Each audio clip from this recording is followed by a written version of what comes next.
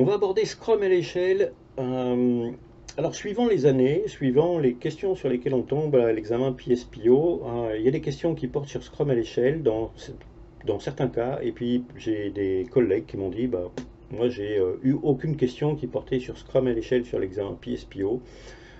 Dans le doute, afin que vous soyez prêts à faire face à tous les cas de figure, on va aborder ce sujet. C'est essentiel pour un Scrum Master de connaître Scrum à l'échelle. Pour la certification Product Owner niveau 1, c'est pas forcément essentiel. Normalement, on commence à s'intéresser à Scrum à l'échelle à partir de PSPO 2. Mais voilà, d'une année sur l'autre, je ne sais pas pourquoi, il y a parfois des questions qui tombent sur cette thématique. Mais elle ne fait pas initialement partie du corpus PSPO 1. Alors, Scrum à l'échelle, c'est quoi? Ça consiste à dire que le Product Owner va travailler non pas avec une seule équipe, mais potentiellement avec plusieurs équipes. Alors, il y a toujours une règle à respecter, enfin quelques règles à respecter. Si j'ai un produit, j'ai un Product Owner. Si j'ai un produit, j'ai un backlog de produits. Donc par produit, j'ai un seul Product Owner, quel que soit le nombre d'équipes. Et j'ai un seul backlog de produits, quel que soit le nombre d'équipes. Troisième point, une seule définition de fini, quel que soit le nombre d'équipes.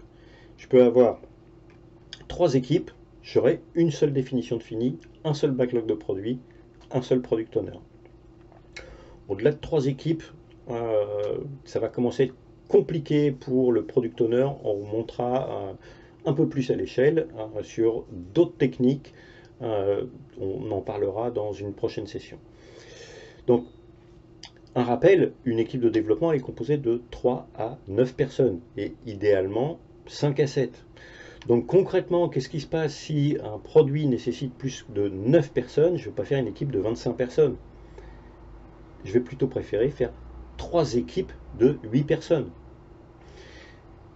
Et le PO va pouvoir s'appuyer sur plusieurs équipes pour développer le même produit. Mais attention, ça a un impact sur la structure des équipes, ça a un impact sur les dépendances entre les éléments du backlog de produits.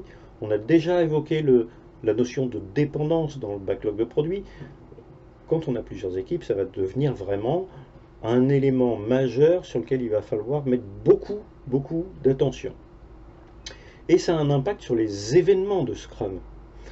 Parce que, évidemment, on se doute bien qu'on ne va pas faire un sprint planning avec 25 personnes. On ne va pas faire un daily scrum avec 25 personnes. On ne va pas faire non plus des revues ou du backlog refinement avec une dizaine de personnes ou une quinzaine de personnes. On ne va pas faire des rétrospectives à 25. Là, si j'ai une équipe de 25, forcément, j'ai les 3 quarts de l'équipe qui ne prendront jamais la parole. C'est sûr et certain. C'est plus une équipe.